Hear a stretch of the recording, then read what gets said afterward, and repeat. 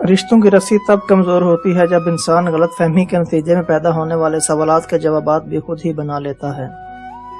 حیا کی سیڑھی سے اگر عورت کا پاؤں پھسل جائے تو پورا گھرانہ منہ کے بل گرتا ہے۔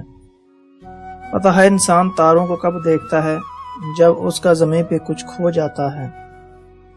وہ جو عشق تھا وہ خیال تھا، یہ جو ہجر ہے یہ نصیب ہے۔ خوبصورتی سے دھوکہ نہ کھانا اے ابن آدم، تلوار کتنی بھی خوبصورت کیوں نہ ہو، مانگتی تو خون ہی ہے۔ مرد جب پرواہ نہیں کرتا تو عورت اکثر نفسیاتی مریض بن جاتی ہے۔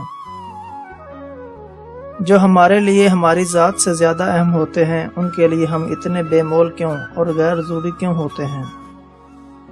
جب تم اسے قبول نہیں کرو گے جس کا رخ تمہاری طرف ہے اور باغ اس کی طرف رہے ہو جس کی پشت تمہاری طرف ہے، تھکن تو ہوگی ہی۔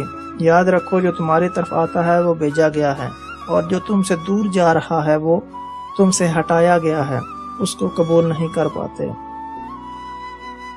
ہر باپ چاہتا ہے کہ اس کی طلاق یافتہ بیٹی کی شادی ہو جائے، مگر کوئی باپ یہ نہیں چاہتا کہ اس کا بیٹا طلاق یافتہ لڑکی سے شادی کرے۔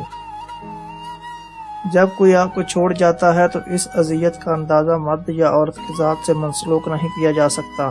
مرد ہو یا عورت، تکلیف کا اندازہ کوئی لگا ہی نہیں سکتا، شاید کوئی لگانا چاہتا بھی نہیں۔ پھر چاہے کوئی معافی مانگے یا گڑ گڑائے، جو اذیت سہ لی گئی ان کی کیسی معافی کیسے ازالے۔